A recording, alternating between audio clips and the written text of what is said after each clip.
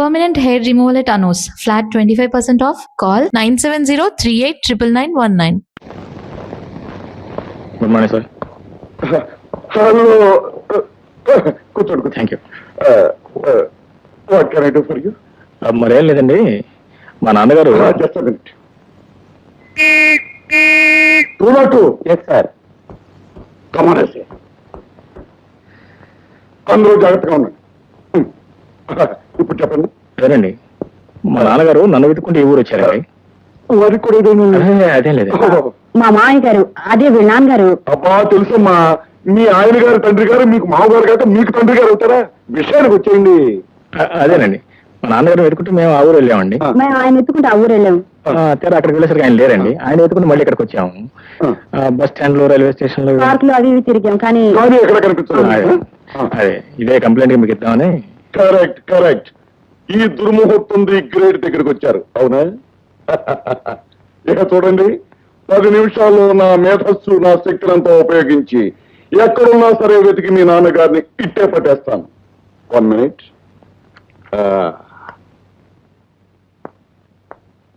మీ నాన్నగారి పేరేమన్నారు? కె శంకర్రావు అండి. ఓకే, చాలు. కె శంకర్రావు. ఇన్స్పెక్టర్ గారు, ఇన్స్పెక్టర్ తిరుమూర్తి గారు మీరు? హలో డాక్టర్ గారు, కూర్చోండి. How are you? ఫైన్.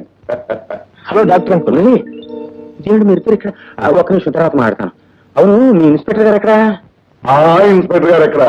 ఏవో చిన్న చిన్న కేసులు చూసుకోవడానికి బయటకు వెళ్ళాడు. పెద్ద పెద్ద కేసులన్నీ నా నెత్తి మీద పడేస్తాడు. అవన్నీ నేను చూసుకోలేక చచ్చిపోతున్నాను. సరే అంకుల్, మీకు ఇన్స్పెక్టర్ పని ఏంటి? ఏం లేదు మురళి, సరిగ్గా నీలాగే ఉన్నాడు ముసలాయన. నాకు రోడ్డు మీద కనిపించాడు. పాపం ఆయనకి ఊళ్ళో నాన్న వాళ్ళు ఎవరు లేరట. ఆరోగ్యం కూడా బాగోలేదు. తీసుకెళ్లి నా డిస్పెన్సరీలో జాయిన్ చేశాను. ఎందుకైనా మంచిదని స్టేషన్ లో రిపోర్ట్ ఇద్దామని ఇలా వచ్చాను. పేరు ఉన్నారు? కె శంకర్రావు అండి. కె శంకర్రావు.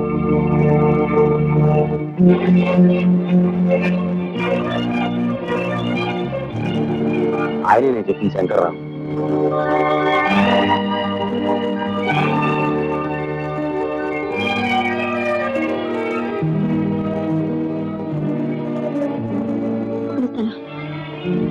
ఏ శంకర్రావు గారు?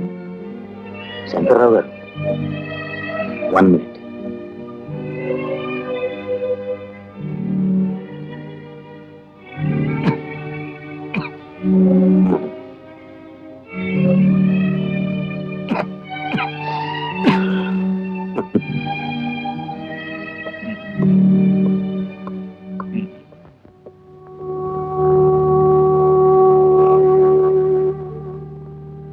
ప్రయోజకుడైన కొడుకు, శ్రీమంతురాలైన భార్య ఉండి కూడా ఎవరు లేని ఏ కాకుల ఆసుపత్రిలో చేరాల్సిన దుస్థితి పట్టింది మావయ్యకి. రాధా, జరిగిన విషాదం అంతా నీ ద్వారా విన్న తర్వాత కూడా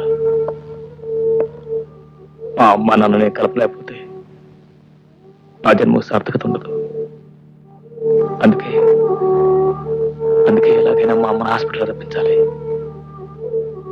వచ్చిన తర్వాత వాళ్ళిద్దరిని ఇక్కడే కలపాలి. ఎలా? ఎలాగనేది మన ఇద్దరం ఇంటికి వెళ్ళి జాగ్రత్తగా ఆలోచిద్దాం. ఓకే, రా వెళ్దాం. అవును, మనం అనుకున్నాయని గుర్తుపెట్టుకున్నావు కదా? గుర్తుంది. నేను గుర్తు పెట్టుకోవడం కాదు, మీరు బ్రహ్మాండంగా నటించాలి. నటన ఆ విషయం నాకు వదిలేదు. యాక్టర్ నువ్వు చెప్తావంటే సరే. డాక్టర్ కూడా తెలుసా? చెప్పాను, ఆయన రెడీగా ఉన్నారు. మీరు కేకలు పెట్టలే, ఆలస్యం. అది మన చేతిలో ఉందో, నోట్లో ఉంది, చూడు. అమ్మా అమ్మా అమ్మో, కడుపులో నొప్పి. కేక పెట్టండి. అమ్మా అమ్మా, కడుపులో నొప్పి. అమ్మా, కడుపులో నొప్పి. అమ్మా, బొప్పుడు నాకు తెలియట్లేదమ్మా. ఆయన పైన కడుపు మెట్ల మీద పడిపోయారు. అమ్మా అమ్మా అమ్మో, అమ్మా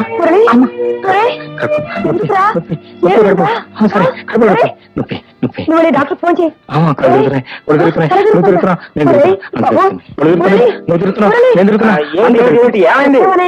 తల తిరుగుతుందంట, కడుపు నొప్పంట. అడుపులో నొప్పి ఎక్కడా? నీకేమైనా గుర్తుందా? కడుపు నొప్పంటే ఎక్కడ అంటావే నువ్వే? డాక్టర్ కాస్త చూడవయ్యా బాబు. హాస్పిటల్ తీసుకెళ్దాం. డాక్టర్ అంకుల్, నా పాటలన్నీ సక్రమంగా ఉన్నట్టే కదా? ఏ పార్ట్లు ఉన్నాయో ఏం లేవో మొత్తం చెకప్ చేసి చెప్తాను, ఒక్క నిమిషం ఓపిక పట్టు. అమ్మో అమ్మాయి ఎవరైనా కొట్టేశారు. This one is all right. Okay okay. అవును మురళి, నెత్తి ఇంతకు ముందు ఎప్పుడన్నా వచ్చిందా? ఇంతకుముందు ఎప్పుడు రాలేదు, ఇక ముందు రాదు కూడా. రాదని నువ్వెలా చెప్పగలవు? మీరు ట్రీట్ చేసిన అనుకూలం ఇంకెందుకు వస్తుంది? You కడుపులో ఎలా ఉంది? ఏం లేదమ్మా, మొత్తం చెకప్ చేశాను. కడుపులో బల్ల ఏమీ లేదు. కూర్చోవాలా? నువ్వు నోరు మూయరా. 4 రోజులు ఇక్కడే ఉండి ట్రీట్మెంట్ తీసుకుంటే అంతా సెటరేట్ అయిపోతుంది. 4 రోజులా? ఆ. ఒరేయ్, సమయానికి భోంచేసి ఆరోగ్యం చూసుకుంటే కడుపులో నొప్పి వస్తుందరా? నువ్వు నా మాట వింట కదరా అసలు. మీరేం భయపడకండమ్మా, నేను ఉన్నా కదా. MBBS 14 ఏళ్ళు చదివి మరీ పాస్ అయ్యాను. నా పునాది చాలా స్ట్రాంగ్. అవునత్తయ్య, సమయానికి డాక్టర్ గారు అక్కడ ఉన్నారు కాబట్టి సరిపోయింది. లేకపోతే నాలుగు ఎవరు పోయేది కదా ఎవరు. ఒరే, ఈ హాస్పిటల్ అట్మాస్ఫియర్ చూస్తుంటే నాకు తల తిరుగుతుంది, గుండెలో దరదరా కొట్టుకుంటుంది. మీరు ఇంటికి రెస్ట్ తీసుకోండి అమ్మా, నేను మురళిని జాగ్రత్తగా చూసుకుంటాను. ఆహా, వీడిని ఇక్కడ వదిలేసి వెళ్ళడమే. హాస్పిటల్కి వచ్చాక భయం దేనికమ్మా? అవునత్తయ్య, అసలు మీ ఆరోగ్యం బాగుంటలేదు. మీరు ఇంటికి నేను చూసుకుంటానుగా. వెళ్ళమ్మా. మీరు వెళ్ళండి. వెళ్ళానమ్మా. వెళ్ళరా. అయితే నేను వెళ్ళి సాయంకాలం వస్తాను. డాక్టర్ గారు మందు ఇస్తే తీసుకోవాలి. చేదుగా ఉందని మానేయకూడదు బాబు. చేదుగా ఉందని పారేస్తే ఇంజక్షన్ ఇచ్చేస్తా. బాబోయ్, వద్దండి, వాడు తట్టుకోలేడండి. బాబు, నేను వెళ్ళరానా? అలాగే. మీరు పదండి, జాగ్రత్తగా చూసుకోండి. రెస్ట్ తీసుకోమ్మా. రాధా, అమ్మ జాగ్రత్త. వరండాల డోర్ దగ్గర. డాక్టర్ చెప్పిన మాటలు విని వాడు కరెక్ట్ గా మందులు తీసుకుంటా. ఏంటమ్మా? ఏం లేదు, నేను ఆయన దగ్గర ఉంటాను. మీరు సాయంత్రం తప్పకుండా వస్తారుగా? తప్పకుండా వస్తా. ఏమిటి అత్తయ్య, ఇంట్లో పని వాళ్ళంతా ఏం చేస్తున్నారో ఏమిటో నాకేం అర్థం కాదు. ఆయన పరిచయం చేయాలంట. సాయంత్రం ఆయన ఫోన్ చేయకూడదంట అత్తయ్య. మీరు చౌకాసి తీసుకొస్తారుగా? తీసుకొస్తానమ్మా. మర్చిపోరుగా? మర్చిపోరు. తప్పకుండా తీసుకొస్తారా? నువ్వు మురళికి ఏం కావాలో చూడు, నేను సాయంత్రం వస్తాను.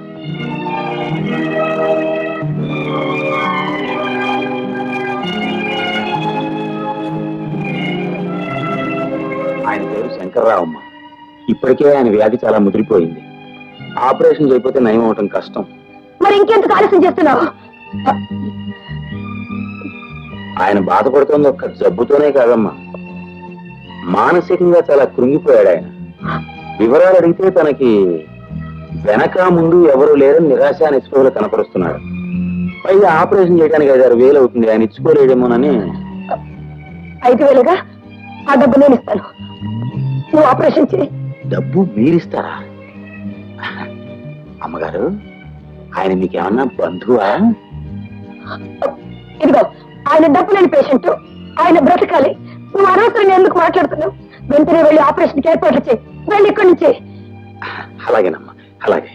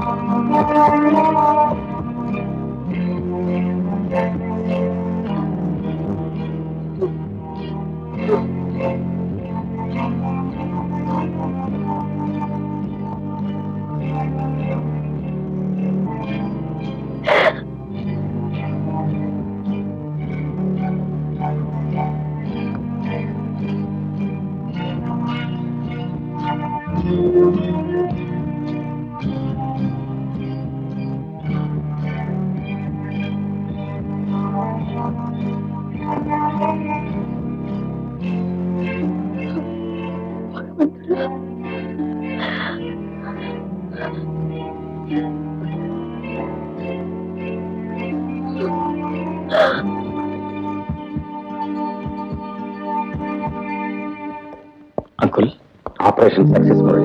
Thank you. He'll be all right. మీరు నా ఈ జనంలో తీర్చుకోలేండి డాక్టర్ గారు. ఏ ఆధారం లేని నాకు ఆశ్రయం ఇచ్చి ఫీజు కూడా తీసుకోకుండా ఆపరేట్ చేశారు. నేనేం ఉచితంగా ఆపరేషన్ చేయలేదండి మీకు. నా ఫీజు నాకు ముట్టింది. ఫీజా? అవును. ఏ ఆధారం లేని వాళ్ళకి దేవుడే ఆధారం అంటారు. మిమ్మల్ని మాత్రం ఓ దేవత ఆదుకుందండి. ఎవరా దేవత? పార్వతమ్మ గారు. ఏ పార్వతమ్మ? అదే మన ప్రభాకర్ కెమికల్స్ పార్వతమ్మ గారు.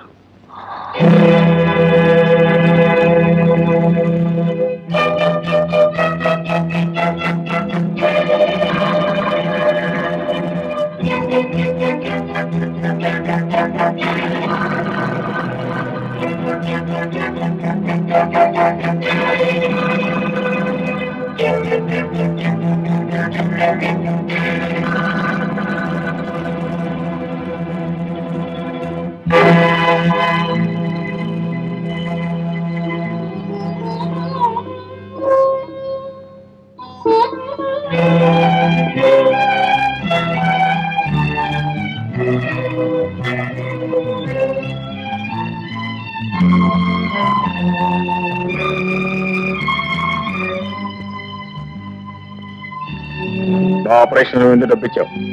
నా మాంగళ్యాన్ని కాపాడుకోవడానికి. నన్ను కాపాడమని నేను ఎప్పుడైనా యాచించానా? లేదు, కానీ నా బాధ్యత నా చేత ఆ పని చేయించి. బాధ్యత? నీ బాధ్యత ఏంటో నీకు తెలుసుంటే మన జీవితాలు ఇలా చెదిరిపోయిండవు కా. తీసుకో. ఏమిటది? అదే నువ్వు నా మీద కురిపించాయే దయాభిక్ష. దానికి మీరేం పేరు పెట్టినా ఆపరేషన్ జరగటం వల్లే మీరు బ్రతికారు. అలా బ్రతికినందుకు సిగ్గుపడి చూస్తున్నా. నా పేదలకు నన్ను కృంగతీస్తున్నా. నా ఆత్మాభిమానాన్ని నీలాంటి ధనవంతులు డబ్బుతో కొల్లారని మళ్ళీ మళ్ళీ చెప్పడానికి వచ్చా. అందుకే మా అమ్మ జ్ఞాపకార్థం నా ప్రాణప్రదంగా చూసుకుంటున్నా లాకెట్ను కూడా అమ్మేసి డబ్బు తీసుకొచ్చా. తీసుకో. ఇచ్చిన డబ్బు తిరిగి తీసుకోవటం అనేది నా జీవితంలో జరగలేదు, జరగదు. ధనవంతుల దయాభిక్ష మీద ఆధారపడి బ్రతకటం నా జీవితంలోనూ జరగలేదు.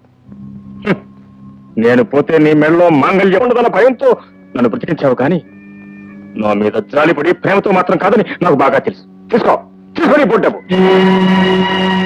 రంగయ్య, అమ్మా ఇట్లా ఆ డబ్బు తీసుకో. అమ్మగారు, ఆ డబ్బు నీది, దాంతో నువ్వేమైనా చేసుకో. పట్టుకెళ్ళు. వెళ్ళరా అక్కడి నుంచి. భాగ్యాన్ని చూసి మురిసిపోతూ సౌభాగ్యాన్ని కూడా లెక్క చేయని ఇలాంటి స్త్రీని నేను క్షమించిన ఆ దేవుడు క్షమించను.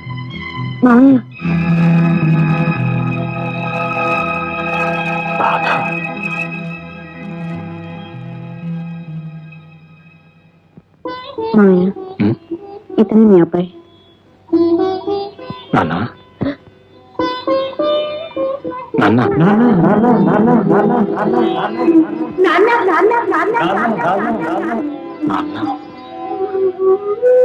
ఈ పరిస్థితుల్లో నాన్న నాన్న అని పదే పదే అనిపించుకోవాల్సిన ఈ మాటలు నీకు 25 ఏళ్ళు వయసు వచ్చిన తర్వాత తొలిసారిగా వినాల్సి వచ్చింది.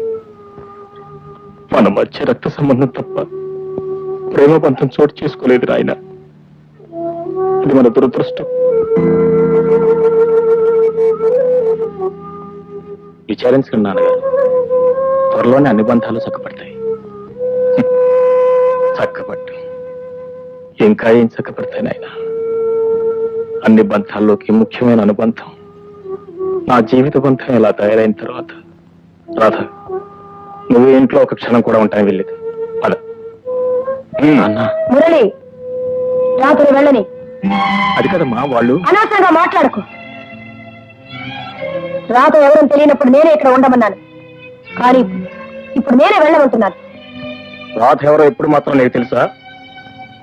కేవలం నా మేనకోడలే కాదు, ఆనాడు నీ దురహంకారానికి నీ మూర్ఖత్వానికి బలైపోయి సమయానికి వైద్య సహాయం అందక దారుణంగా చచ్చిపోయాడా నా మిత్రుడు శ్రీధర్రావు. ఆ శ్రీధర్రావు కూతురే ఈ రాధ. ఈ రాధ తండ్రి చావు కారణం నువ్వైతే నీకు జబ్బు చేసి చావు బ్రతుకుల్లో కొట్టుబెట్టాడుతూ ఉంటే నీకు అహవిశ్రమ సేవ చేసింది ఈ రాధ. Ungrateful creature. మురళి, అది కదమ్మా. నువ్వు ఇప్పుడు ఆలోచించవలసింది వాళ్ళ గురించి కాదు, నా గురించి, మన పరువు గురించి. అమ్మా నువ్వు రాత్రి మర్చిపోవాలి. అమ్మా అది మన పరువు గురించి. నా మీద ఏమాత్రం గౌరవం ఉన్నా మీ నాన్న నువ్వు కలుసుకోకూడదు. అమ్మా అది నా గురించి. చూడు, నువ్వు వెంటనే వెళ్ళి గీతం తీసుకురా. ఇది నీ గురించి. వెళ్ళు, వెళ్ళి గీతం తీసుకురా.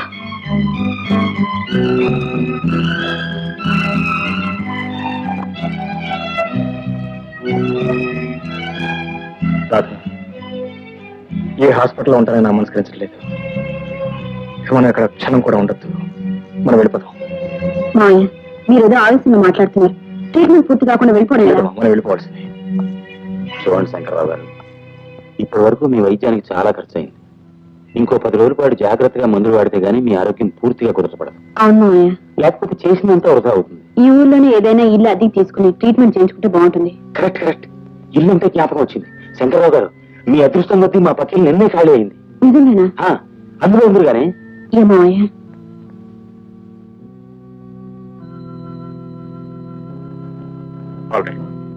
రండి రండి.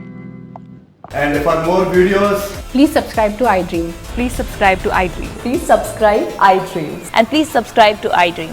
For more videos, subscribe to iDream. Please like, share, and subscribe to the channel. Congratulations, iDream. Subscribe to iDream. Subscribe to iDream. So subscribe to iDream Media. iDream కి iDream టీమ్ అందరికి huge congratulations. Please subscribe iDream Media. Please subscribe to iDream. Subscribe iDream. Please subscribe to iDream. iDream అంటే నా కళల ఛానల్ను subscribe చేసుకున్న నోరు తిరుగుతలేదు. మీరైతే గంట గుర్తు కొట్టండి. For more such videos, please subscribe to iDream.